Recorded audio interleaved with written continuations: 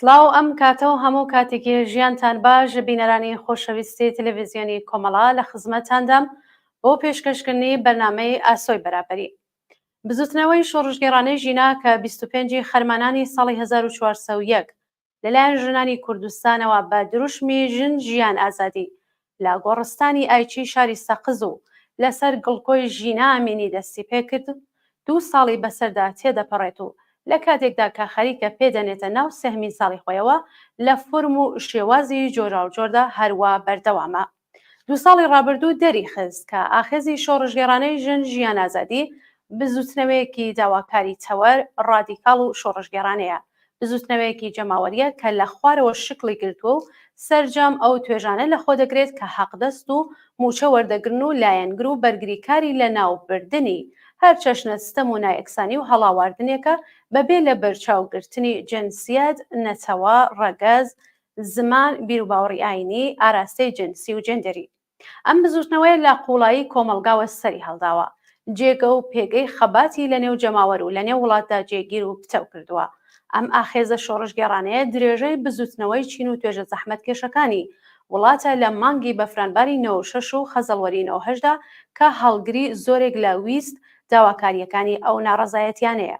لە دوهمین ساڵیاتی ئەم بزوتنەوە شۆڕژگێڕانەیەدا چاوخشاندنێک بەسەر تایبەتمەندی و دەستکەوت و کەموکۆڕیەکانی دەتوانێت بەسوود بێت لە پێناو هەنگاونان بەرەو داهاتوێکی باشتر. بۆ قسەکردن سەبارەت بە هەڵسەنگاندنێک لە ئاخێزی شۆڕژگێڕانەی ژینا و بارودۆخی ژنان میوانداری بەڕێزان مۆژگان عەلیپور چالاکی سیاسی، مینا بهروزی چالاکی سیاسی و کادری حزبی کۆمونیست کرێکاری و شۆڕژ کەریمی ئەندامی کومیتەی ناوەندی کۆمەڵی.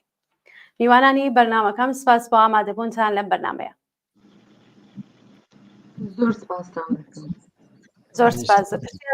زۆر سپاس بە خێراتنتانەکەم.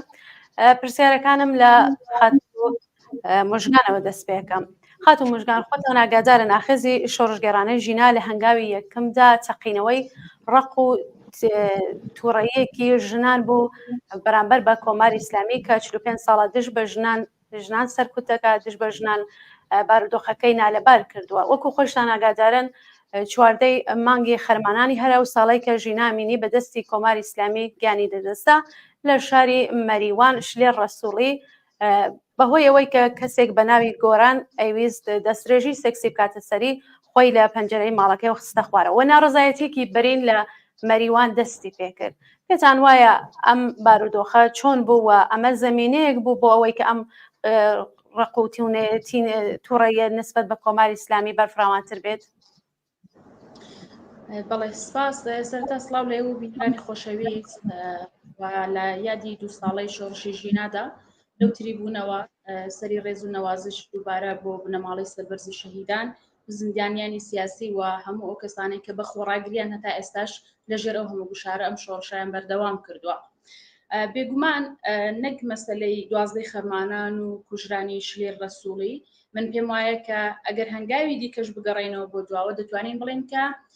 زیاتر لە 4 دەیەوە نزیک بە 5 دەیە دەسەڵاتداری و دیکتاتۆری ڕژیمی ئێران و پێشێلکاریەکانی مافی مرۆڤ بە تایبەت مافەکانی ژنان وای کردبوو کە ژنان بەردەوام لە بەربەرەکانێ و لە خەبات دابن لەگەڵ ئەو ڕژیمە بۆ دەستەبەرکردنی مافەکانیان و ئەو خەباتە خەباتێک نەبوو کە تەنها لە ناڕەزایەتیەکان لە کوژرانی شلێر ڕەسووڵی و دەست پێ بکات بەڵکو زۆر زووتر دەستی پێکردبوو لەبەرەوەی کە ژنان لەگەڵ ڕژیمێک ڕوبەڕوو بوون کە سەرەتایی ترین مافەکانیانی پێشێل کردبوو و ژنی کورد بەو تایبەتمەندیانەی کە هەیەی جیای کردوتەوە لە ژنانی نەتەوەکانی دیکە لە ئێران. ئەو تایبەتمەندیش ئەوە بوو کە هەر لە سەرەتای هاتنە سەرکاری کۆماری ئیسلامیەوە ئەحزابی کوردی خەڵکی کورد و کوردستان نای بە کۆماری ئیسلامی کوتبوو و دژایەتی لەگەڵ سیاسەتەکانی ئەو ڕژیمە هەبوو لەبەرەوەی کە ڕژیمێکی دیکتاتۆر بوو کەواتە ژنان لەلایەنی جۆرا و جۆرەوە و لە ڕەهەندی جیاوازەوە لە خەبات دابوون لەگەڵ ئەو ڕژیمە و ئەگەر زۆر بە کورتی بڵێم هەر حزوریان لە ناو NGO-کان خەباتی ژینگە پارێزی ئەو زمانەوانی و هەتا ئاخر کەلتوری ئەوانەی کە لەو چەندین دەیەی ڕابردوودا کراون هەمویان ڕەهەندێک لە ئەو خەباتانن کە ژنی کورد گرتبوویە بەر بۆ بربەرەکانی لەگەڵ ئەو ڕژیمە بەڵام وڵامەکەشی هەموو کات سەرکوت و ئەشکەنجە و لێدان و کوشتن بووە و نمونەی زەقی پێشۆڕشی ژینا دەتوانین بڵین کوشتنی شلێ ڕەسوڵی بوو کە بۆ خۆقوتارکردن لە دەستڕێژی بە کرێگیراوێکی ڕژیم خۆی فڕێدایە و خوارەوە و کوژرا. خۆی وشیاری خەڵک من ناڵم تەنها ژنان پێم وایە خەڵکی کوردستان لە یەک لە دروشمەکان لە کاتی ناشتنی شلێ ڕەسوڵی دەرکەوت کە دەیانکوت هێزی ئەمنی ئەو شارە پشتیوانە لەو کارە و لەوێوە پەیامە سیاسەکە گەیشت و بە هەزاران کەس شلێ ڕەسوڵیان ناشت وە لە نێو ئەواندا ژنانی پێشەنگ و بوێر هەبوو وە پاڵپشتی پیاوان هەبوو ئەوە توانی زمینەکە بەرفراوانتر بگاوە هەستەکە زیاتر بجوڵێنێ کە بەدوای ئەویشدا پێم وایە بە کوژرانی ژینە ئەمینی ئەو ڕق و تووڕەیەی چەندین دەیەی ڕابردووی کۆماری ئیسلامی لە مافی کورد و بە تایبەتی لە مافی ژنان وای کرد کە ئەو تەقینەوە دروست بێ و شۆڕشێکی بەو گەورەی لێ بکەوێتەوە کە دەتوانین لە درێژەدا زۆرتر باسی ڕەهەندە جیاوازەکانی ئەم شۆڕشە بکەین. بەڵێ زۆر سپاسە بەڕێزم مینالێ و پرسیار دۆخی ژنان دوای ساڵ چه ئاڵوگۆڕێکی بەسەر هاتووە ئایا بارودۆخیان بەرەو باشتر چووە؟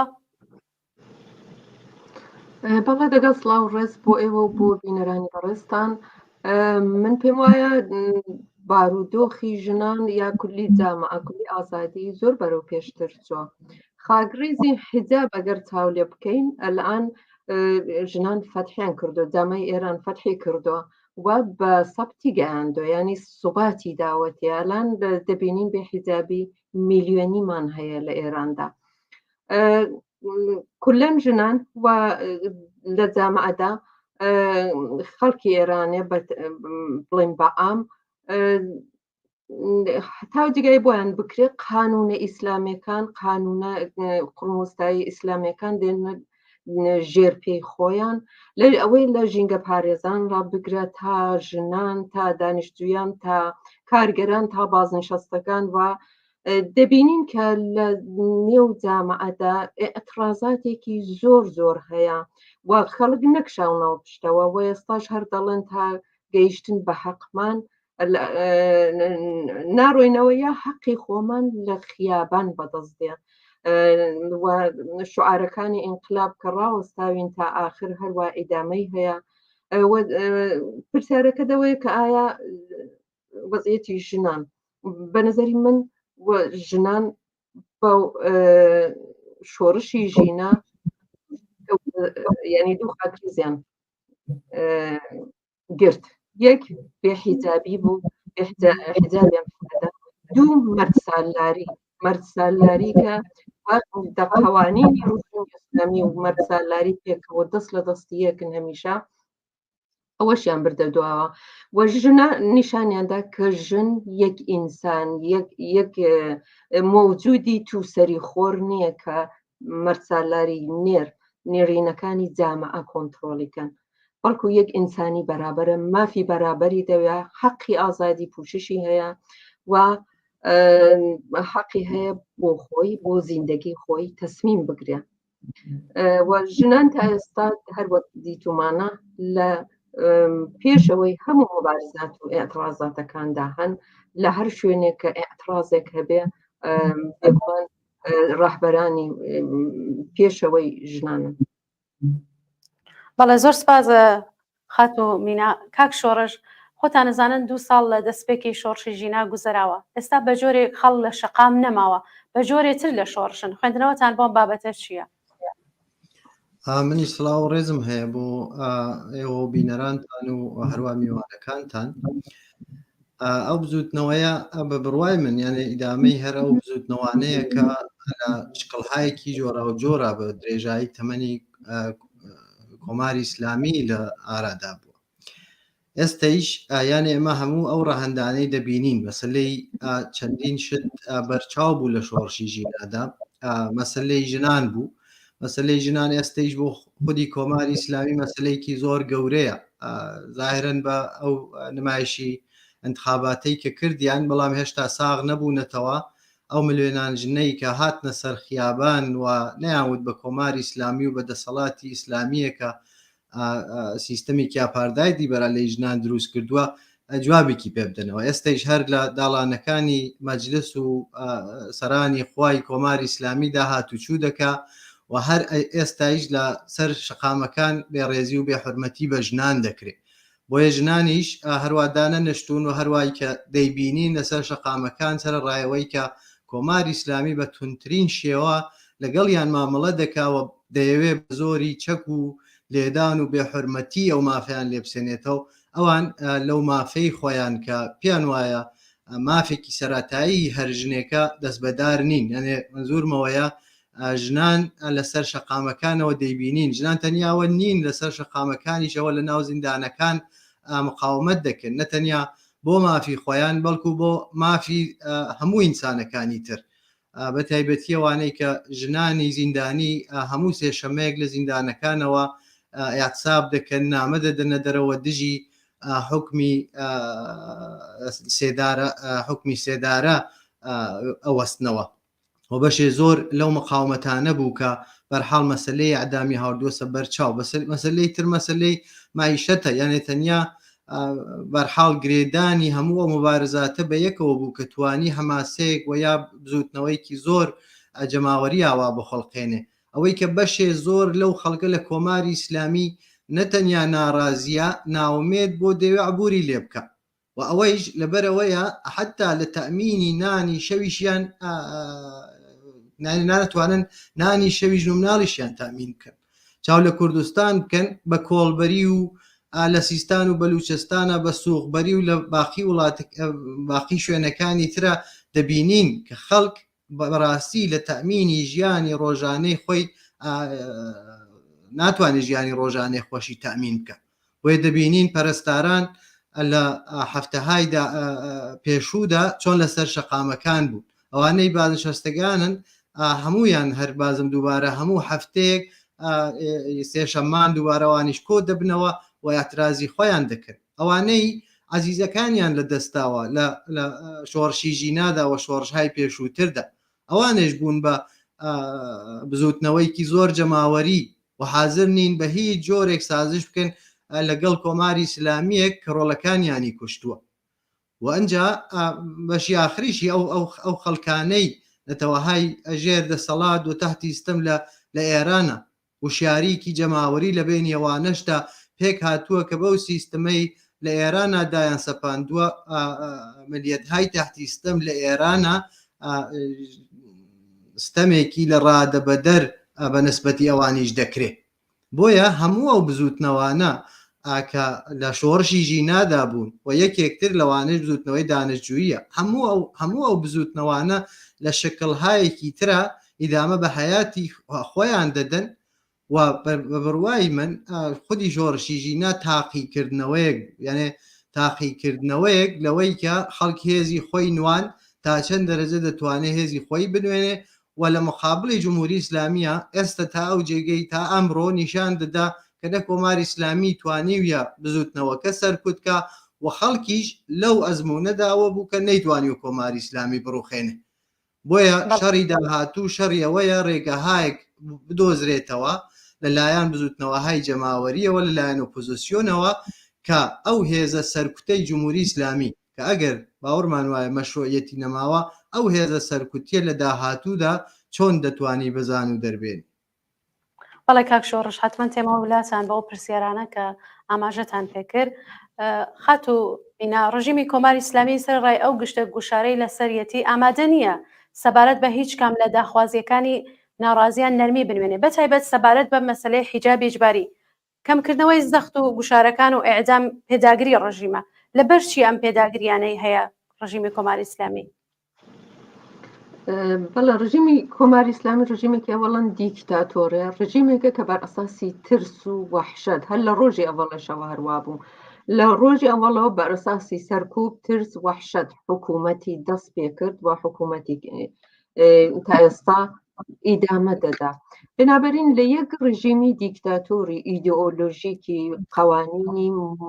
مطلقی خوددا و قورئان ئینتیزاری ئەوەی کە یعنی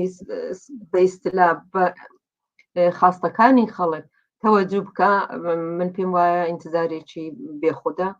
جمهوری ئیسلامی ئەو یەک مەسەلەی مهم کە دەڵم ئیدئۆلۆژیکە ئیدئۆلۆژیکی ئیسلامیدا ئەوانە معتەقید بە ئیداڵەتی ئیجتیماعی نین عیدالەتی فقط ئیلاهێ و ئەوەش فقط شاملی ئەفرادی خاصی خۆیان دەبێ کە ئەخوندەکانە و پاسداران و بەسیجیان و ئەو کەسانەی کە لە خدمەتی حکوومەتی ئەوانەدانە جا بۆیە ئەو هەموو زەخت و زۆر و فەقر و فەلاکەتە بەو خەڵکە تەحمیل دەکەن و جوابگووی هیچ شتێک نین چون معتەقید بەوە نین کە ئینسانەکان حەقی ئیداڵەتی ئیجتماعیان هەیە حەقی بەرابەریان هەیە حەقی ئازادیان هەیە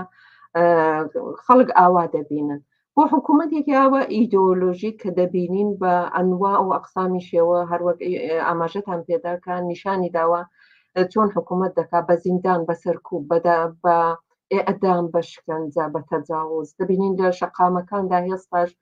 دوای 2 ساڵ دوای ئەوەی کە ئەو شۆڕشە هەروە ئیدامەی هەبوو حجابیان سووتاند و فڕیاندا لە گۆڕستانی ئایتیرا لە ساڵی 1401ەوە فکرکەم هێستا هەر ئیدامەی هەیە چەندین تەرحی هێنا ئاخرین تەرحی نورە کە لە خیابانەکاندا حملە دەکەن بە ژنان بۆەوەی کە بە زۆر حجابی ئیجباریان بەسەردا سەپێنن تا ئێستا دەبینین چەندین نەفەرێک کوژراون هەر خودی ژینا ئەمینی بۆ خۆی بەو جرمەی کوژرا دوایوی دەبینین هەموو ساڵەیەوە تکرار دەبێتەوە ئارمیتا گراوند ساڵی پێشوە ئەو ساڵ ئارزوو بەدری کەپەلە دیان کردو و لێیان داوە و هەروە ئیدامەی هەیە پس ئەوەی کە ئینتزارمان هەبێ ڕژیم بە خۆشی خۆی ڕژیمێکی دیکتاتۆری ئیدئۆلۆژیکی ئیسلامی زیکی بەشار بێت جوابگووی خاصەکان بێ قەت ئەو شتە نابێ فقط مبارزەی متحیدانەی ئێمەیە خەڵکە جنبشەکانە بزوتنەوەکانە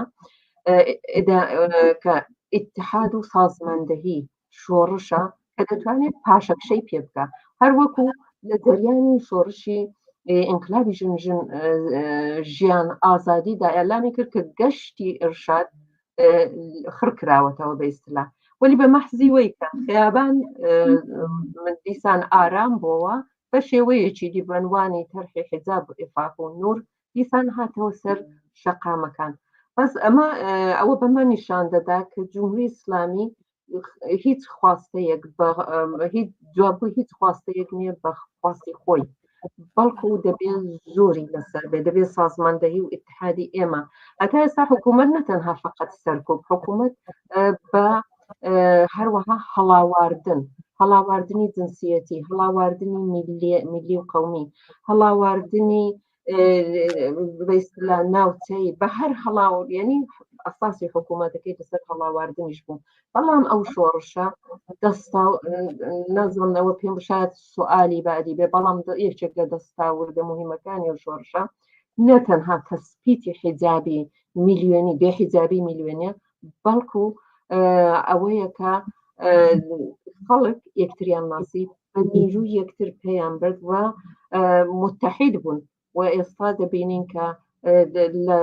زەمینەها و لە بزوتنەوەهای مختلفدا خەریکی سازماندەهی و یەکگرتوویین واوە ئیدامە هەیە دەستە خیابان نەماوە بەڵام سازماندەهی شۆڕش هەروە ئیدامەی هەیە بەڵێ زۆر سپاس خاتو مۆژگان دەکرێت ئاماژەیەک بەو دەستکەوتانە بکرێت کە تا ئێستا بە قازانجی بەرەی ئازادیخوازی کۆمەڵ بەگشتی و ژنان بە تایبەتی دەستەبەر بوون بەڵێ من سەرەتا بەر لە وەڵامدانەوەی پرسیارەکەتان پێم خۆشە ئیزافەی بە قسەکانی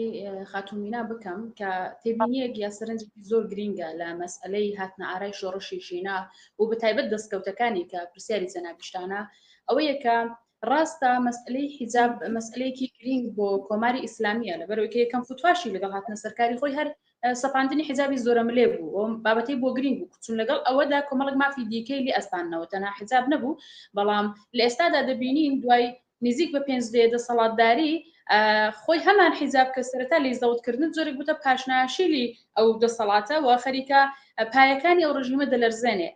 کەواتە لە لای ڕژیمی کۆماری ئیسلامی بابەتی حیجاب بابەتێکی گرینگە و هەموو ئەو تەرحانێکی هێنایی وەکو تا تەرحی شوک تەرحی نور سەلمێنەری ئەو ترسەی ڕژیمە لە ئەو مەسئلەیە کە لەگەڵ خواستی لابردنی حیجاب ڕەنگە مەسئلەکانی دیکەی و داواکردنی ماف و ئازادیەکان بۆ ژنان مەسئلەیەکی گرینگە کە دێتە ئاراوە بەڵام لە بیرمان بێت لێرەدا ئەوە زۆر گرینگە کە ڕژیمی ئێران هەموو کات حولەکانی دووجانە ببوون لەگەڵەوەی کە حول دەدات مەسئلەی حیجاب وەک خۆی بهێڵێتەوە و ئەو پێشێلکاریانە هەروە بەردەوام بێ بەڵام لەلایەکیشی دیکەوە حولەکەی زۆرتر ئەوەیە کە دەیهەوێ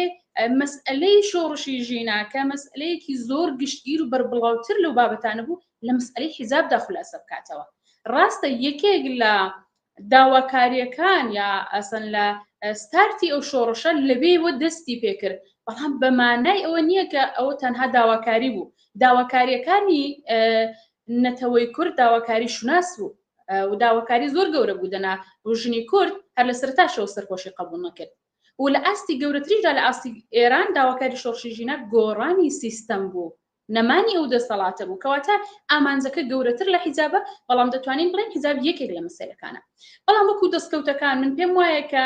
هەڵسەنگاندن بۆ دەستکەوتی شۆڕشی ژینە لە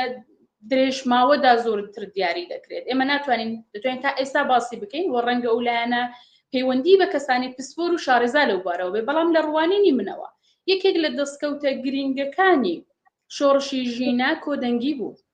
کۆدەنگیەکی کە لەسەر ئاستێکی ئێران و بەتایبەتی لە بازڵێکی گەورەتی نێونەتەوەیدا دروست بوو لەسەر مەسئلەی ژنان لەبەرەوەی کە کۆماری ئیسلامی هەموو کات حەولی ئەوە بوو مەسئلەی ژنان بە حاشیە بکێشێت وەکو مەسئلەیەکی لاوەکی سەیری دەکرد و جارناجارێ وە خێرپێکردن وەزیرێکی ژن کاندیدێکی ژن ینی ڕێکلام پێکردنەوە هەبوو بەڵام مەسئلەی ژنانی لە حاشیەدا ڕاگرت بوو لەگەڵەوەی کە لە کوردستان و حەولە سەرکەوتوو نەبوو بەڵام لە شۆڕشی ژینادا توانی ببێتە مەسئلەیەکی سەرەکی سەرشەقام وەکو مەسئلەیەکی سیاسی سیر بکرێت پێم وایە ئەو گرنگترین بابەت بوو کە بڵێ ژنی کورد خواستەکانی تەنها خواستی یەکسانی نییە مەسئلەی شوناس مەسئلەی ئازادی و تێکەڵبوون بە پرۆسەی جێگیرکردنی دموکراسی یەکێک لە خواستەکان بوو لەبەرەوەی کێمە دەزانین هەتا ئێستاشی لەگەڵ بێت لە ڕۆژهەڵاتی ناوەڕاستیەکێک لە مەسەلە گرنگەکان بە نسبەت ژنان ئەوەیە کە ژنان زۆرتر بێنە مەیدانی کارەوە ژنان بتوان ماف و ئازادیەکانیان دەستەبەر بکەن بەڵام لەگەڵ ئەوەی کە لە ڕۆژهەڵاتی نێوەڕاستیەکە ئیمکانات بۆ نەتەوەی دیکە بۆ لایەنی دیکە وڵاتی دیکە زۆر زیاتر بێ بەڵام لە ئێران لەگەڵ هەموو سەرکەوت و ڕێگریەکان و تونند و تیژیەکان ژنان لە هەمووی ڕۆژهەڵاتی نێوەڕاست ئەکتیڤترین ژنانن ئەو مەسەلەیەکی زۆر گرنگە و مێژوو دەتوانێت سەلمێنەری ئەوە بێت کە ئەوان کۆمەڵێک ئەزمونیان لەو بوارە هەیە کە کاریان کردو بۆ دەستەبەرکردنی ماف و ئازادی و جێگیرکردنی دموکراسی کە مەسئلەیەکی زۆر گرنگە دەستکەوتێکی دیکەی شۆڕشی ژینە کە بەلای منەوە دەستکەوتێکی گەورەیە ئەوەیە کە توانی مەسئلەی کورد لە ئاستێکی جیهانی بە ڕۆژەف بکاتەوە وەجارێکی دیکە مەسەلەی کورد بێتەوە سەر مێزەکان وە کورد بتوانێت قسەی خۆی بکات لەبەرەوەی کە ئێمە هەموو کار لە چوارچێوەی ئێراندا وەکو بەشێک لە ئێران ناسرا بووین بەڵام لە مەسەلەی شۆڕشی ژینادا مەسئلەکە وای لە هات کورد دەیتوانێت قسەی خۆی بکات لەگەڵەوەی کە کۆمەڵێک ڕەخنە هەیە لەسەر و بابەتە لەگەڵەوەی کە ڕەنگە لە زۆر لایەنەوە نەمانتوانی بێ لە دەرفەتەکان کەڵک وەربگرین بەڵام دیسان دەواازەیەکی گرینگە و دەبێت بە گرنگیەوە سەیری بکرێت کە بنەتەوەی بوونی پرسی کورد دەتوانێت دەرفەتەکانی کە لە داهاتوو هەیە بۆ ئێمە بقۆزێتەوە بەو مەرجەی کە کورد بتوانێت لە هەر دەرفەتێکی کە لە داهاتوو هەیە ئەو ئامادەگیەی هەبێت کەڵکی لێوەربگرێت. بەڵێ کاک شۆڕش یا خاتوو مینە ئایەوە لەسەر ئەو قسانەی خاتۆ مۆژگان یامی ئیزافەکردنی ڕاو بۆ چوونێکتان هەیە؟ من حەز دەکەم یەک شت ئیشارە بکەم ئەویشەوەیە کۆماری ئیسلامی و پێش کۆماری ئیسلامی وەیا بە پێکاتنی دەوڵەت نەتەوە لە ئێران هەموو ئەو حکوومەتانەی پەهلەوی و کۆماری ئیسلامی هەوڵیاندا و بە شێوەیەک لە شێوەکان ئەو نەتەوانەی کە لە ناو ئێراندا هەن تەفرەقە بخەینە بینیان یعنی پێم وایە یەکێ لەو دەستکەوتانەی خودی شۆڕشی ژینە گرێدانی ئەو نەتەوانە بەیەکەوە یعنی گرێدان و دۆزینەوەی هەڵقەیەک کە بتوانێت ئەم بزوتنەوانە بەیەکەوە گرێ بدە یعنی منزورمەوەیە لێرە من پێم وایە مەرزەکانی نەتەوەیشی ناوەسە پشت سەر یعنی ئەگەر ئێمە زۆر یان پێمان وا بێت بە تەنیا مەسلەی نەتەوە دەتوانێت تەوزیحی ئەو بزوتنەوە بدا ئیترە و کاتێمە بزوتنەوەیکی سەراسەریمان ناکە یعنی چە خواستێک دەتوانێت مەسەڵەن ژنێک لە مەشەدەوە ژنێ لە تارانەوە ژنێ لە کەرەجەوە بێرێتە مەسەڵەن ئەگەر کەسێ داوای مافی نەتەوەی خۆی دەکات دەڵێ بە من چی ئەو مافی خۆیە بڕوا بیکە تازە بەو هەمووە بیرە ناسیۆنالیزم و شەوێنیزمی ئێرانی کە حاکم بووە تازە ڕەنگە بە دژیشی بێتە مەیدان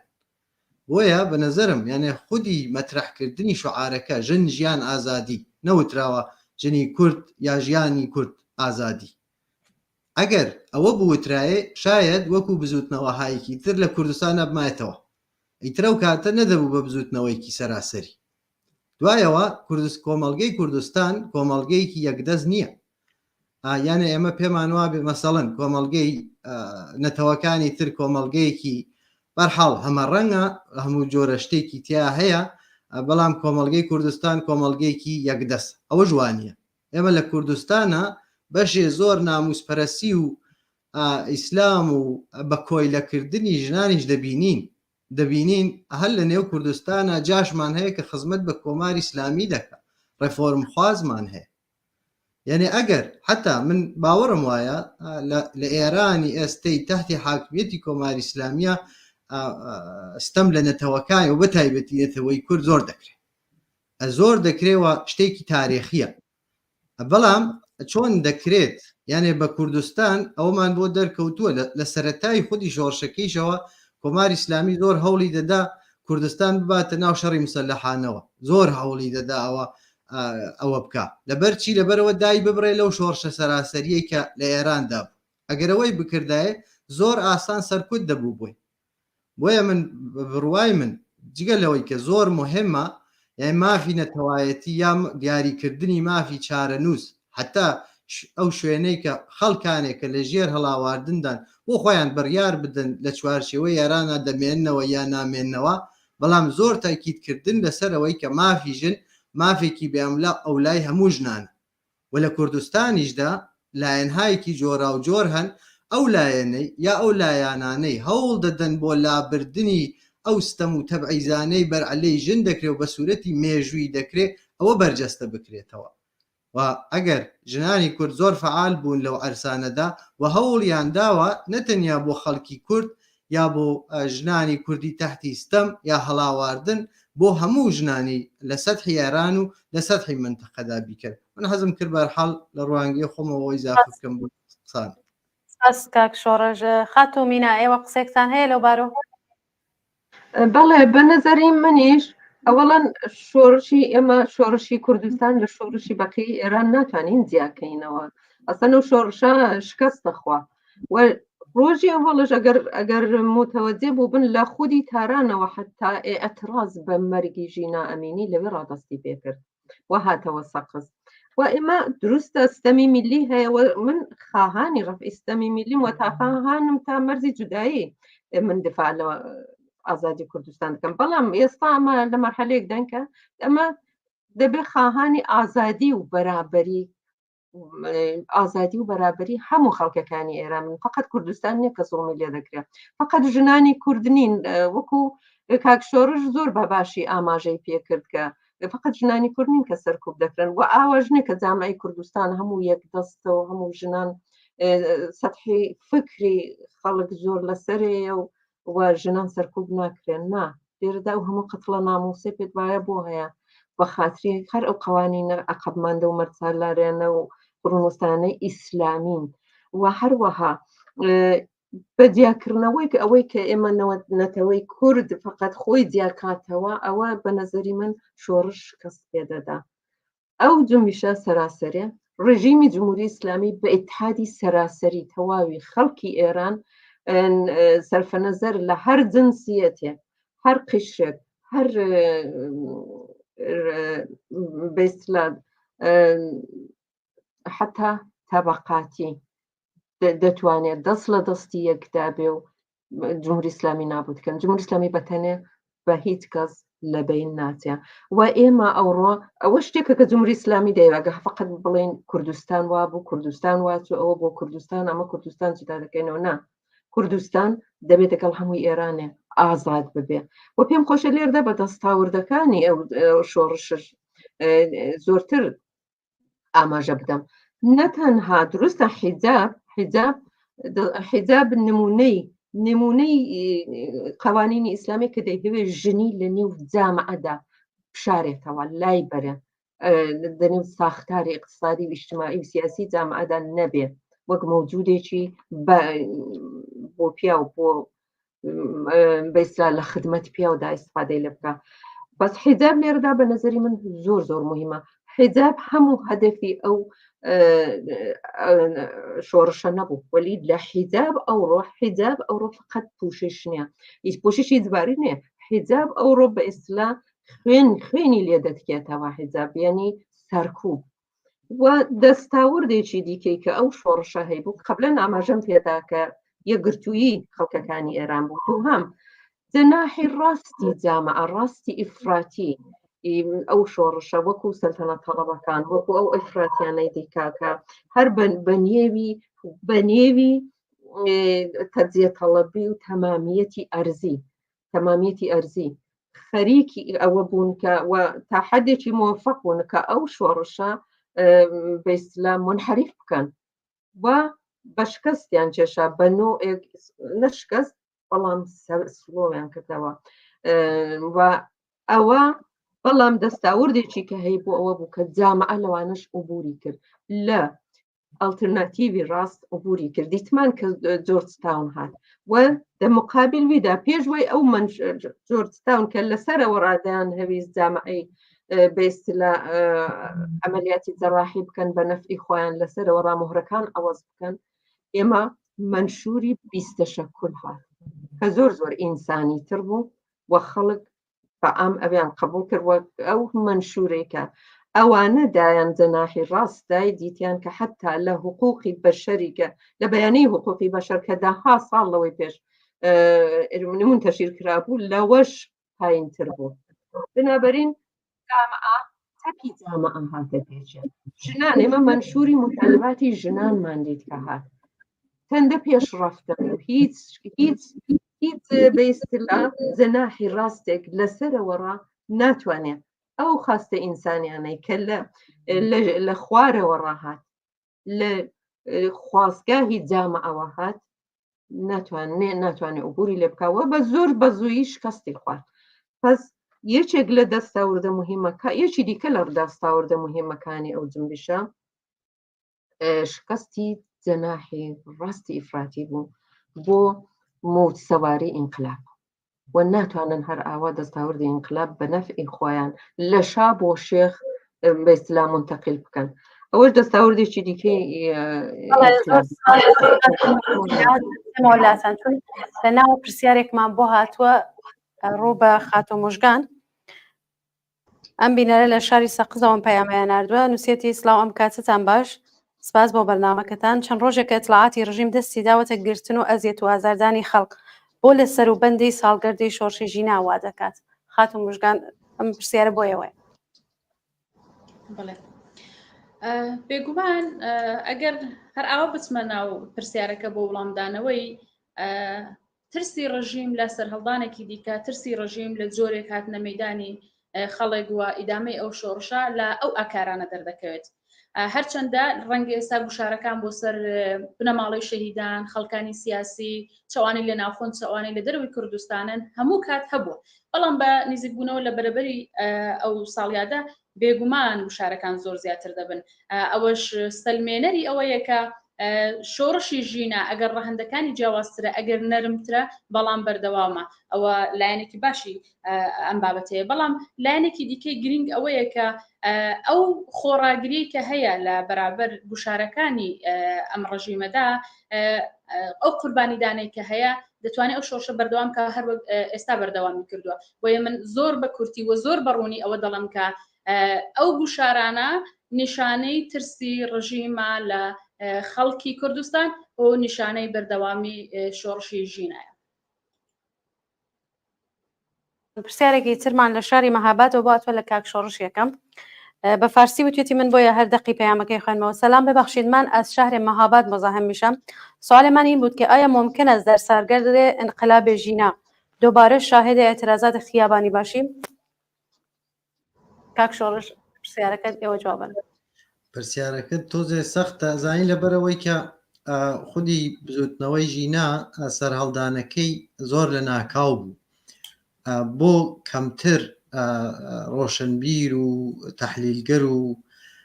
حتا فعالی سیاسیش ڕوون بوو کە بزوتنەوەیەکی لەو بارەوە جەماوەری ڕوودەدا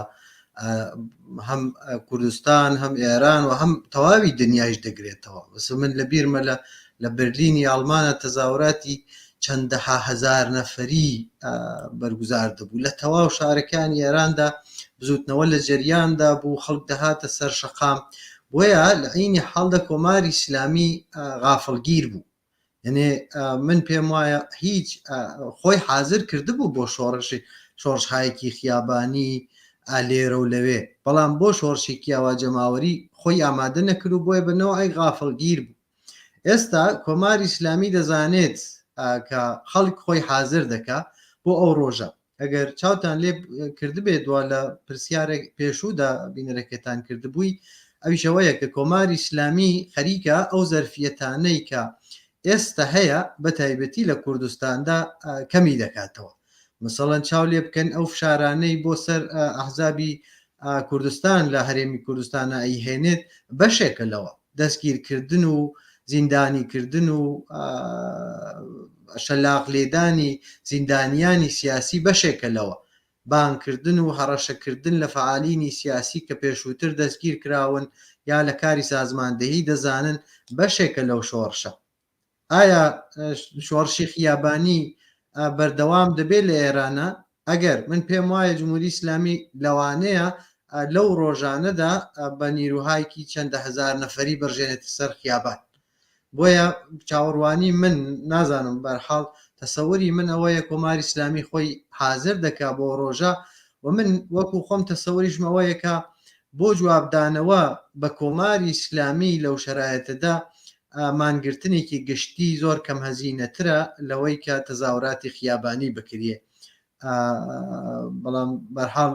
لە کولدا تەسەوری من ئاوایە کە ئارستانم کرد. بەڵێ سپاس. پرسیارێکی تریشمان باتەوە باوە لە خاتۆمینا ئەو پرسیارەکەم. ئەم بینەرەمان نووسیە ژنان و لاوان دەور و نەقشی بەرچاویان لەم شۆڕشە هەبوو، بۆ نەیانتوانی بەشەکانی دیکەی کۆمەلگا بەشدار بکەن لەم شۆڕشە. زیلان لە سنە. بەڵێ سوالێکی بە نظری من زۆر بەدەیە. یەکێک ئەگەر بە نقطە زعفەکانی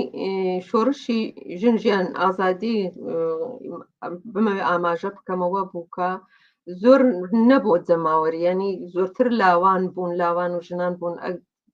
بۆ پیرۆزی یەک ئینقلاب وەکە ئینقلابە بە پیرۆزی بگا و ڕژیم سەرنەگوون بێت دەبێت زۆر لەوە جەماوەری تر بێ، نەفەقەت جەوانان، نە دانیش ئامۆزان و دانیشتویان یا بە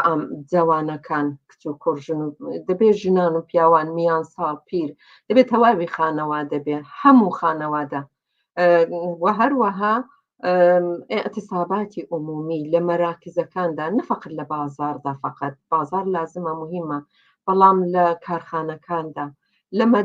مەدارسەکان دەبێتە ئەدەب و ئێعتیساب کرابە، ئێعتیسابی عمومی بەوە دەڵێن. بەدەقەوە ئەوە نەکرا، بەڵام باوجودی وەی دەست پێکردنی شۆڕشی ژینە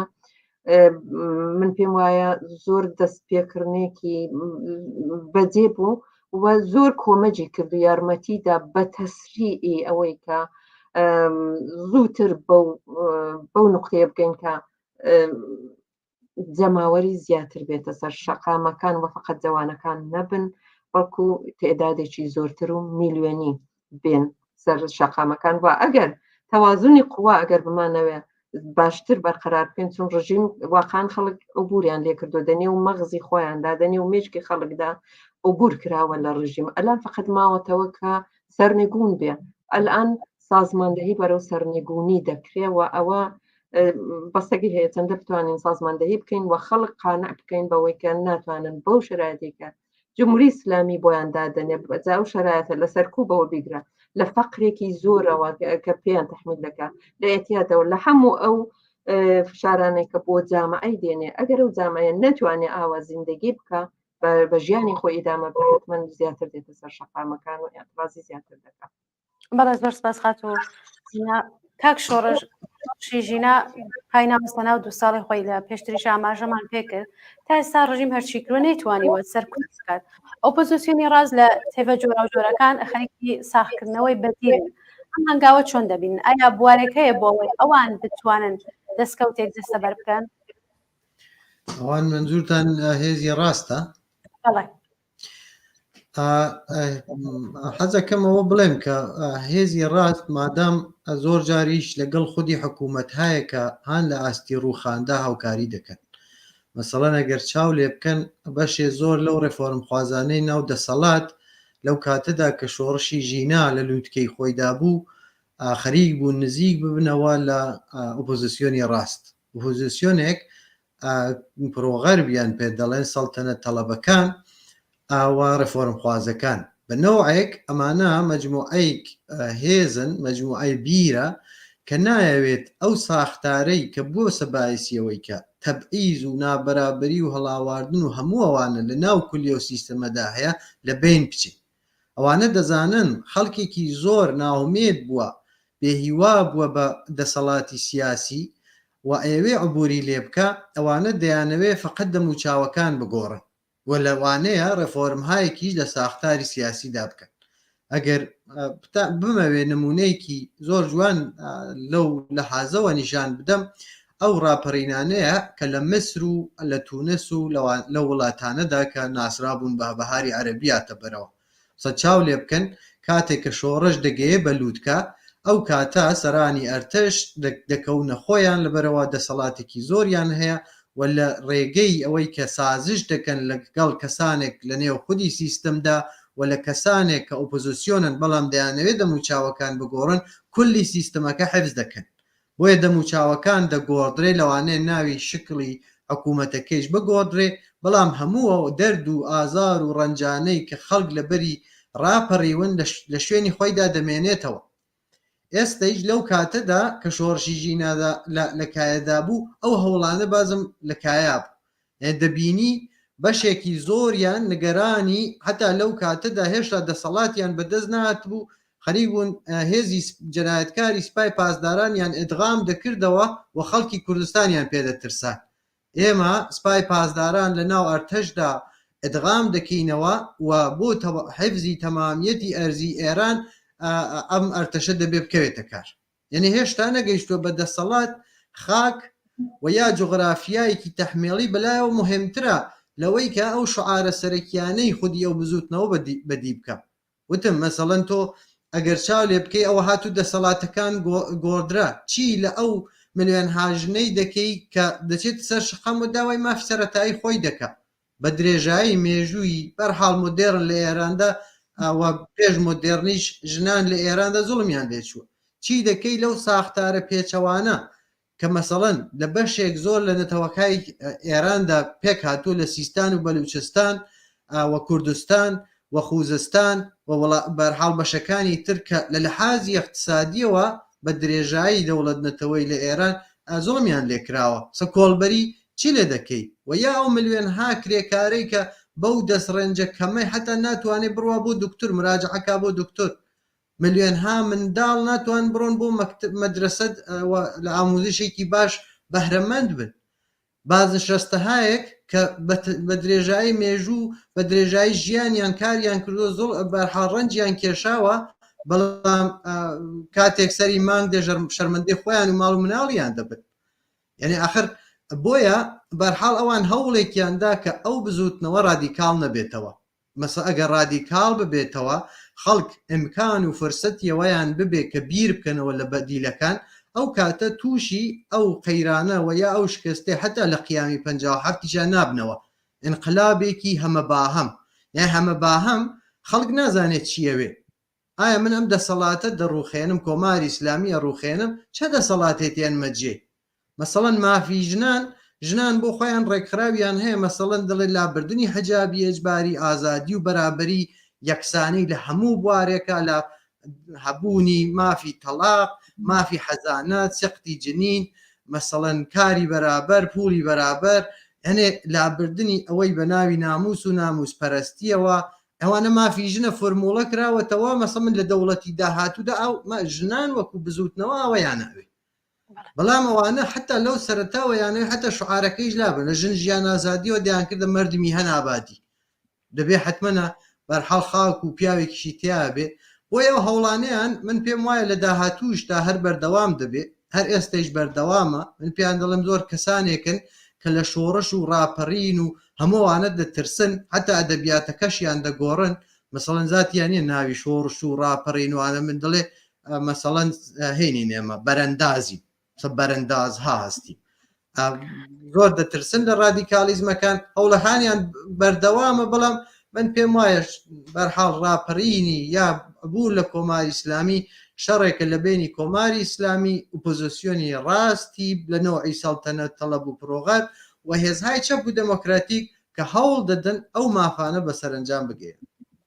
بەڵێ زۆر سپاس کاک شۆڕش 10 دقیقە کاتمان ماوە بۆی کە بگەین بەوەی کە میوانانی تر قسە بکەن ئەگەر بکرێ بە کورتی جواوی پرسیارەکانم بەرەو زۆر سپاسانەکەم. خات و موژگان پێویستە ئەم شۆڕشە لە ڕەوتی بەرەو پێشوونیدا هەرچی زیاتر جەماوەری تر ببێتەوە و دروشم و داخوازیەکانیشی شۆڕژگەرانتر و ڕادیکالتر بێ ئەو کارانەی دەبێت بکرێت بۆ دەستە بەربوونی ئەمامانجە کامانن بەڕایەوە. بڵێ بۆ قسەکردن لەسەر بابەتی شۆڕشێک کە لە نێوخۆی ڕۆژهەڵاتی کوردستان و بەتایبەت ئێران ڕوویداوە دەبێ بگەڕێنەوە بۆ عەرزی واقع بۆی کە بتوانین بڕیارێک یا هەڵسەنگاندنێکی دروستمان کردبێت چاوێک لە شەقام بکەین دروشمەکانی شەقام ویستەکانی شەقام قەتیسی نەکردەوە لە یەک پەیامدا بۆی کە دەرفەتێک نەمێنێ من پێم وایە تا ئێستا ئەو دەرفەتانە هەیە ئەو دەرفەتە هەیە کە درێژە بە ئەو شۆڕشە بدرێت بەڵام جیاوازیەکی کە ئەو شۆڕشەی لە هەموو ڕابوون یا هەر سەرهەڵدانێکی دیکەی پێشووکە لە ڕۆژهەڵات هەبووە ئەوەیە کە ڕەوشەمبیری یا وشیاری پێشتر ڕەنگە ئەگەر پێشتر لە دەیەکانی پێشوو لە ئەحزاب یا ئۆپۆزیسیۆنەکانی دەرەوەی ئێران جا حیزبە کوردیەکان بێ یا هەر لایەنێکی دیکە بێ لەوێ ڕاشۆڕدەبەوە بۆ خەڵک بەڵام شۆڕشی ژینە زۆر بە پێچەوانە بوو ئەو وشیاریە ئەو ڕووناکبیریە لەوێ ڕامنتەقل بەوە بە حیزبەکان کەواتە دەبێ ئێمە شەقام لە پێش چاو بگرین وشیاری شەقام و ئاسی شەقام لە پێش چاو بگرین چون هەموو جارێ لە شەقامدا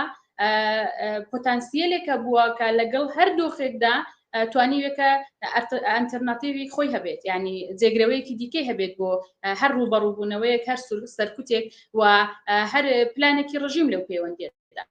بۆیە من پێم وایە لەگەڵ ئەوەی کە ئێمە پاڵپشتی دەنگەکانی نێوخۆبین تا ئەو دەنگانە دەنگێکی مەدەنیە دەنگێکی سەر بەخۆی خوازیە چون ئێمە هەموو جۆرە دەنگێکمان لە شەقام بیست یەکسانی خوازیە نەتەوەیە جۆ بگرین لە هەموو ئەو واقعانێکە لە نێوخۆیەوە و پاڵپشتیان بکەین لەگەڵ ئەوەشدا پێویستمان بە یەکگرتوویەکەیە ئەوەی کە تا ئێستا شۆڕشی ژینای سست کردووە ئەوەی کە هەتا ئێستاشی لەگەڵدا بێت نەهێشتووە ئەو جۆرەی کە قوربانی بۆ درا شۆڕشی ژینا بچێتە پێشێ نایەکگرتووی ئەحزابی سیاسی و نەبوونی جێگرەوەیەک بوو لە ئەو پەیوەندیەدا بۆیە من پێم وایە بەگەڕانەوە بۆ خەڵکەکەمان بەگەڕانەوە بۆ ویست و داخوازی خەڵکەکەمان دەبێت جارێکی دیکە پێداچوونەوە بە بەرنامە و پلانی خۆمان لەم پەیوەندیەدا بین چون هەر هەمومان ئاگاداری وەزعی نێوخۆ هەین سەرکوتەکان هەین و گوشارەکانی شەین کە لە چه ئاستێکی بەرفراواندایە حکومە قورسەکان بۆ خەڵک لە ئێران و بەتایبەتی لە کوردستان دەست بەسەرکردنەکان هەر گوشارانەی کە ئێستا پرسیاری بینەرەکانیشمان بوون هەر دێت و زیاتر دەبێت پێم وایە زۆر زیاتریش دەبێت و چەسپاندنی هەندێک یاسا ڕەنگە ڕێگری دیکەش بکات و لە دەرەوەی سنوورەکانیش بارودۆخی سیاسی زۆر ڕوونە ڕەنگە بارودۆخەکە بەرەو عقارێکی زۆر خراپتر بچێ کەواتە لە ئێستادا ئەوەی کە پێویستمانە بۆ بەردەوامبوونی ئەو شۆڕشە لە هەموو ڕەهەندەکانەوە یەکگرتووی یەکگوتاری و نوێبوونەوەیە من پێم وایە ئێستا کاتی ئەوە هاتووە کە بیر لە بربەرەکانی ڕنگ لایەن و ئەوانە نەکەینەوە ئەوەی کە هەیە دەبێت تێکەڵ بە خەڵکی خۆمان بین تێکەڵ بە کۆمەڵگایەکی وشیار و زیندوو بین بۆی کە بتوانین لەگەڵام بچینە پێشی یارمەتی دەربین دەنا پێم وایە ئەگەر ئەوە نەکەین خۆڕێخستن نەکەین و لایەنەکان نەتوانن بەپێکەوە یەکدەنگ نەچنە پێشێت پێم وایە لە سستی زیاتر دەداوە ڕەنگە کۆماری ئیسلامی بتوانێت لەو دەرفەتانەدا تەمەنی خۆی درێژ بکاتەوە بۆیە من ئەوها قسەکان کۆتایی پێبێنم لە ئێستادا ئەرکی سەرەکی هەر چالاکێکی سیاسی سەرکی هەر ئەحزابێکی سیاسی هەر تاکێکی نیشتمانپەروەر و ئازادی خواست ئەوەیە کە بیر لە یەکدەنگی یەکدەستی و یەکگوتاری بکاتەوە بۆی بتوانێت لە ئاستێکی بەرفراوانی وەکو ئێراندا بە ماف و ئازادیەکانی خۆی بکات. بەڵێ زۆر سپاس خاتو مژگانە. خاتو مینە، شۆڕشی ژینا کە سەرتاپای کۆمەڵگای ئێرانی گرتووەتەوە چەخماخەکەی لە کوردستانەوە لێدرا، لەسەر ناوچەکە و دنیایش هەبوو کاریگەریەکانی لە ڕوانگەی بەڕێستانەوە خاڵە بەهێز و لاوازەکانی کامانن بەڕێز مۆژگان ئاماژەی بە چەند خاڵی کرد؟ بەڵێ ئەلبەتە پێشووتری من ئاماژەم پێدا خاڵە نقطە قووەتەکانی بە نەزەری من زۆر زیاتر بوو لە نقطە زەعفەکانی. گوتم نقطە قووەتەکانی مهمترینەکەی ئیتحاد و هەمبەستەگی خەڵکەکانی ئێرانێ بوو. خەڵک بەوەی ئەوەیان بۆ دەرکەوت کە بە ئیتحادی خۆیان زۆر قەویترن و زۆر باش دەتوانن بەر ئەلەیهی جمهوری ئیسلامی باشتر مبارزە بکەن و ئاسانترە. دوو هەم دەستاورد کوتم کە جناحی ڕاستی ئیفراتی وەک سەلتەنەت تەڵەبەکان و ئەو هەموو ئیفراتەکانی دیکە عبوریان لێکراوە، دەستیان ڕووبوو و ناتوانن بەیستلا سەوارێ بکەن وەکو زمانی ساڵی 57 کە خۆمینیان برد ئەکسەکەیان دەنێ و مانگێ هاویشت و بە خەڵکیان فرۆش. ئەو شۆڕشەی ژینادا نەیانتوانی کە ڕەزا پەهلەوی بە خەڵکی ئێران بە ئینقلابی ژنجیان ئازادی بفرۆشن و شکستیان خوارد. ئەوە دووەمین دەستاورد بوو. سێوەمین دەستاوردێکی کە هەیبوو ئەلئان ئەوە دەزانین کە یەکێک لە سوالەکان بوو کە بۆچی فقط جەوانان هاتن، بۆچی هەموو خەڵک نەهات. ئەوە سازماندەهێکی زۆرتری دەوێ. زەعفەکانەوە بوو کە ڕژیم ئەلبەتە نازام ئەوەش زەعف نییە، ڕژیم زۆر بەیسلا با تەجربە بووە و ڕاهبەرەکانی دەگر، ڕاهبەرانی جنبش، ڕاهبەری مەسەلەن شورای سنفی معلمان، ڕاهبەری بازنشستەکان، ڕاهبەری ئەو تەشەکولاتی دانیشتجویان، دانیش ئامۆزان، ڕاهبەری ئەو شەبەکەهای خیابانەکان، ئەوانەی دەستگیر دەکرد. بەڵام هەروەک دەبینین لە زیندانەکاندا ئەوڕۆ دەبینین کە مبارزە هەیە، ئەتەسابی غەزا هەیە بەر ئەلەیهی ئێعدام، بۆ نەبە ئێعدام و بۆ لەغوی ئێعدام لە ئێراندا. پس دەبینین ئەوەش نقطە زەعف نیە، ئەوەش نقطە قووەتێکە بۆ ئینقلاب. نقطە زەعفێکی کە هەیە ئەوەیە کە دەبێ زۆرتر سازماندەهی بکەین بۆی کە جەماوەریتر بینە سەر شەقامەکان بۆ بتوانین ڕژیم سەرنگون بێ ئەو شرایەتە ئەو خەڵکە نەجات پەیدا بکەن. دەستاوردی من پێم وایە ئینقلابی ژینا، شۆڕشی ژنجیان ئازادی زۆر زیاتر بوو لە نقطە زەعفەکانی. هەروەک ئاماژەم پێدا ئەلئان خەڵک دەزانن ئالتەرناتیڤیان هەیە، منتەزیری ئالتەرناتیڤ یا جێنشینی ئەحزابی دەستڕاستی نین، بەڵکو زۆرتر چەپی ئیجتیماعی لە پێشە. ئینقلاب تاریخەن واژەیەکی وشەیەکی چەپە، وەیلا ڕاست هەمیشە فقط بە قودرەت بە ئیستیلا دەست بە دەستکردنی قودرەت لەسەرەوەی خەڵک بۆی مهم بۆ هیچ بە خەڵک و نیازی خەڵک داواخوازەکانی خەڵکی بۆ مهم نییە و ئەو ئینقلابە ئەوە دەباتە پێشێ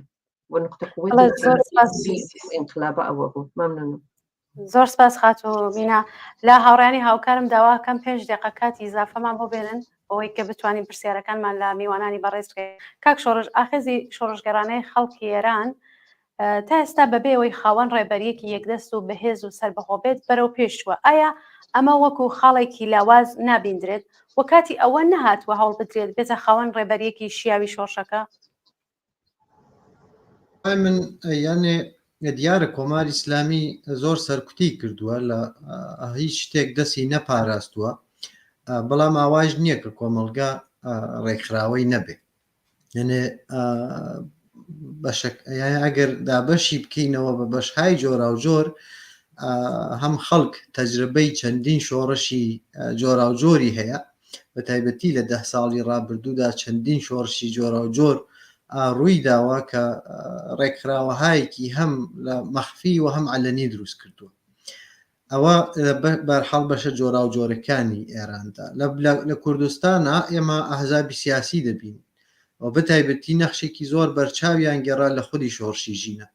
ئەگەر ئەو کارانە نەبووە، بەتایبەتی ئەوەی کە نەیان هێژ بنەماڵەی ژینا لەوێ بەبێ مقاومەت لە مقابلی کۆماری ئیسلامیدا نیان هێشت تەرمەکەی کۆماری ئیسلامی بیدزێەوە لە شوێنێکە کە خۆیان دەزانن ئەسپەردەی خاکی بکەن ئەو خەڵکە کۆبووەوە لەوێ دوایەکێ ڕۆژی دوایی خەڵک هاتە سەر شەقام ڕۆژێ دوایەوەی حساب عمومی ڕاگەیەندرا باقی شوێنەکانی تر بەرحاڵ هاتنە هاواری کوردستانەوە لەوەوە شتێکە زۆر لانی کەم ئەگەر کۆماری ئیسلامی سەرکوت دەکا دەتوانێت هەموو بەرحاڵ مافی حزبایەتی حەز دروستکردن ڕێکخراوبوون ئەوانە سەرکوتکە بەڵام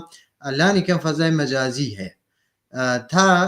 بەرحاڵ نیوەهای خودی ژۆڕشی ژینەش لە فەزای مەجازی دەیانتوانی استفادە بکەن بۆی کە فەراخانێکی مشترک بدەن و لە شەقامێک کۆبنەوە تەزاورات بکەن دوایەوە کۆماری ئیسلامی ئەوەشی لە خەڵک سندەوە وی گەرەکمە بڵێم ئەگەر چی کۆماری ئیسلامی لە ماوەی 45 ساڵی ڕابردوودا هەموو هەوڵێکی داوە کە ئەوە حزابانە سەرکوت بکوتم بواگاداری ئەوە مەسەڵەن لە چەند ڕۆژی ڕابردوودا و لە توولی 2 ساڵی ڕابردوودا کۆماری ئیسلامی چەفشارێکی هاوردووە کە ئەحزابی لە کوردستاندا شوێنەکەیان بگۆڕێ و یا فشارەی بۆ هاوردوویە سەریان کە لە تەریقی حکوومەتی عێراق و حکوومەتی دەوڵەتی ئەقلیمی کوردستانەوە فشارەکان زۆرتر بکاتەوە ئەوەش نیش بازم وتمیای حتا تا ئەو ئەندازەیە فشار بووە بەڵام خەڵک هێشتا هەر ڕێکخراوە هەر هەوڵ دەدا ڕێکخراوتر ببێ ئەمە بۆ مقابلە لەگەڵ کۆماری ئیسلامیدا هێشتا زۆر کەمە یەک جیاوازی بەرحاڵ ئینسان دەتوانێت بڵێت ئەویشەوەیە کە کۆماری ئیسلامی زمانێک دەڕوخێک کە ئالتەرناتیوێ ببێ یعنی ئالتەرناتیوێک کە لانی کەم دەتوانێت ملیۆنها خەڵک بێتە سەر شەقام یەک شت کە زۆر مهمە ئەویش بازم بزانین خەڵکی کوردستان بنان و بەرەی خۆیەوە ئامادەیە یعنی ئەگەر چاو لە ئاخرین ئاماری انتخاباتی نمایش کۆماری ئیسلامی بکەین بازم ئەوشمان بۆ دەردەکەوێت یعنی ئەگەر لە 45 ساڵی ڕابردوودا کوردستان سەرەتا بە مقاومەتەوە دەستی پێکرد و هەتا ئێستا هەموو بزوتنەوەیکی تاقی کردووەسە هەموو ڕێگەیەکی مقاومەتی تاقی کردووەسەوە خەڵکی کوردستان بنان و بەرەی خۆیەوە ئامادەیە بەڵام حکوومەت لە ناوەندا دەڕوخێ یعنی کۆماری ئیسلامی لە تارانا دەڕوخێ لە شارهایەکە بەرحاڵ اقتصاد و سەنعەت و هەمووانەی کۆماری ئیسلامی لەوانە داناوە وێ دەبێت هەڵقەیەک ببینرێتەوە هەڵقەهایەک ئێستا نەتەنیا هەڵقەیەک من دەڵێم مافی ژنان مەسەڵەن دانێ لەوانە بوو کە هەموو ئەم نەتەوانە هەموو ئەم تەبەقانە هەموو ئەم بزوتنەوانەی بەیەکە و گرێدە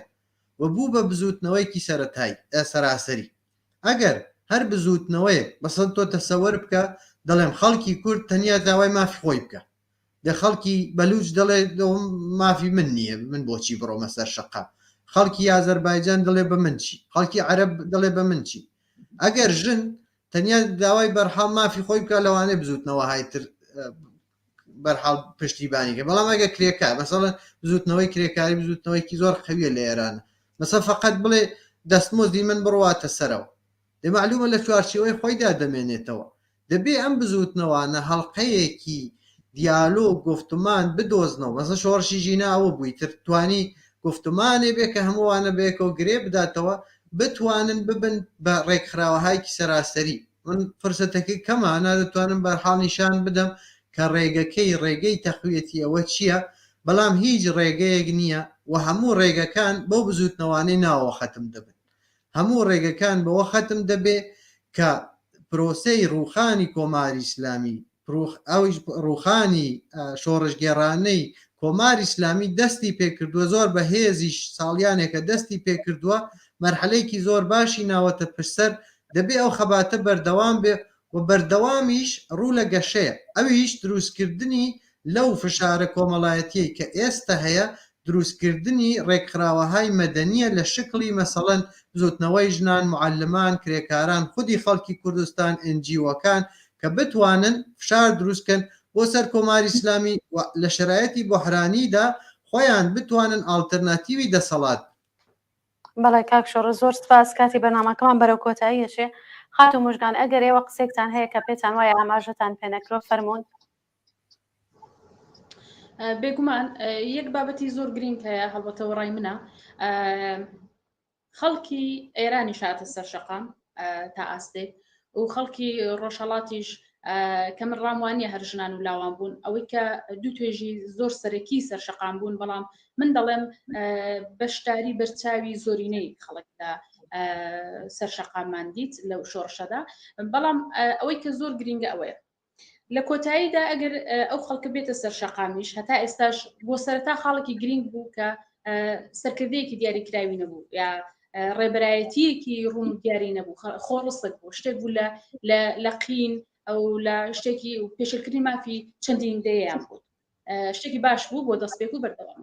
بەڵام ئەوەی کە زۆر گرنگە لێرەدا ئەوەیە لەگەڵ وشیاری خەڵک لەسەر لەگەڵ بەردەوامی خەڵک لەسەر داواکاری ویست و داخوازیەکانیان یەک بابەتی زۆر گرنگ هەیە کە کەمتر چوینەوە باسەوە ڕەنگە پێما بوو گرنگ بوو لە باسە زیاتر قسەمان لەسەر کردبا ئەویش ئەوەیە کە ئەو بزوتنەوەیە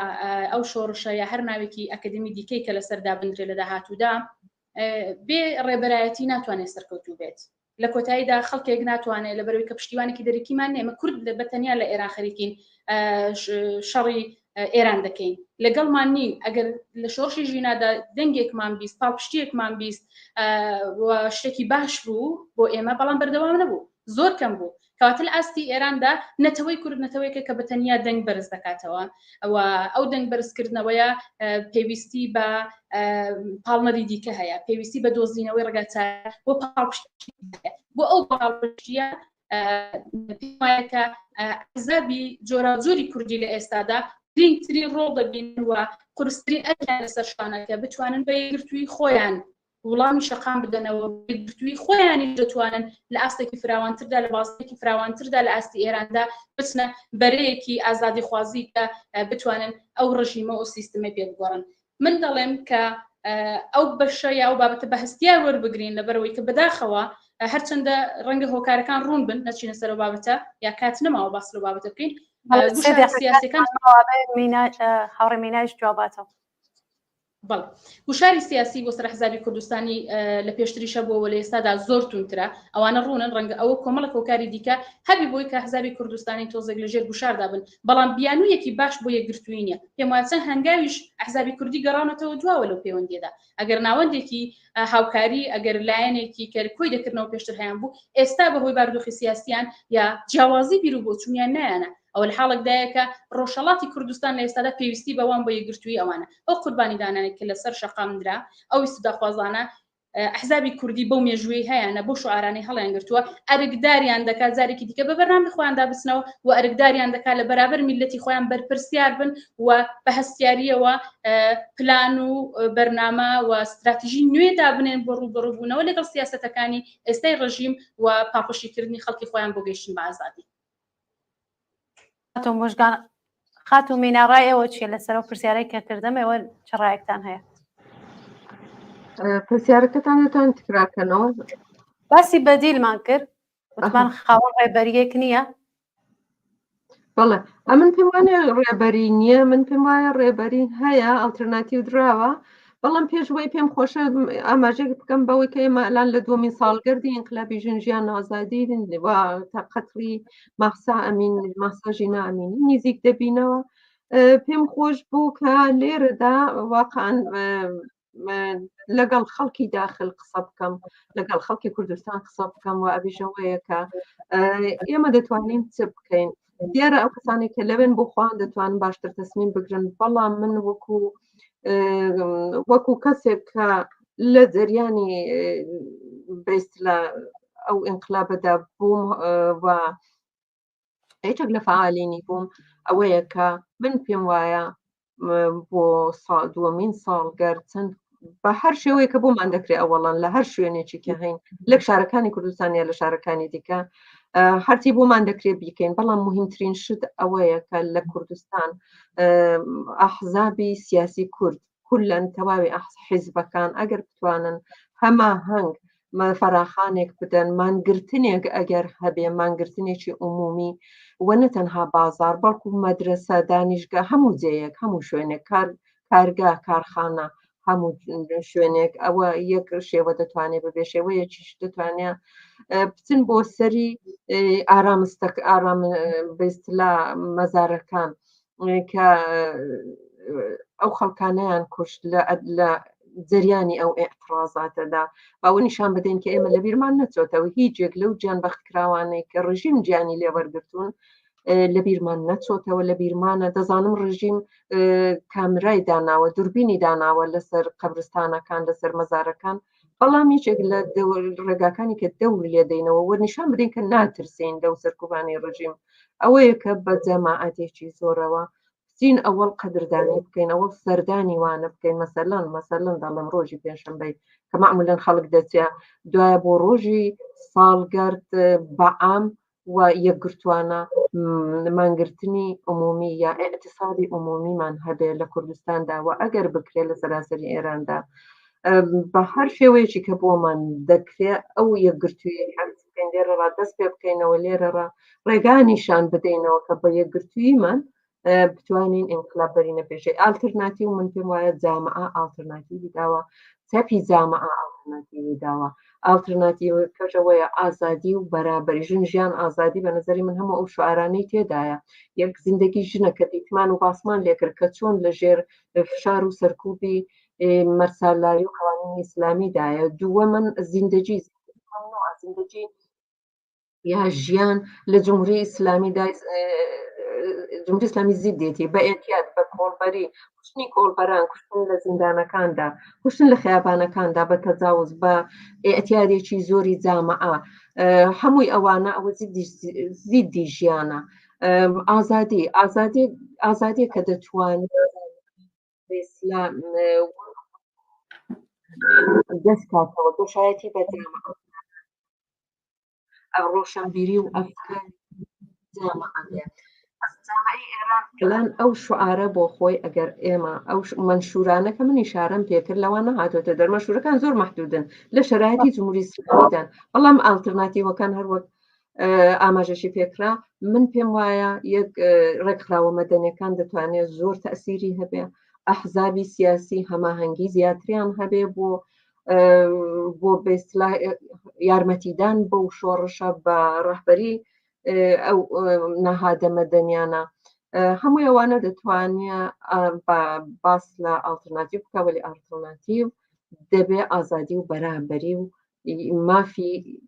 ئازادی بەرابەری کامل بێت تا ئێستا هەر ئینقلابێک کە کرا ئینقلاب بۆ ئازادی و بەرابەری لە ئێراندا کولەن لە 100 ساڵی پێشوودا لە زمانی مەشروتیەتەوە ئیدامەی هەیە یعنی دەست پێکراوە بەڵام هەمیشە سەرکوب کراوە دەوسەتی ڕاستی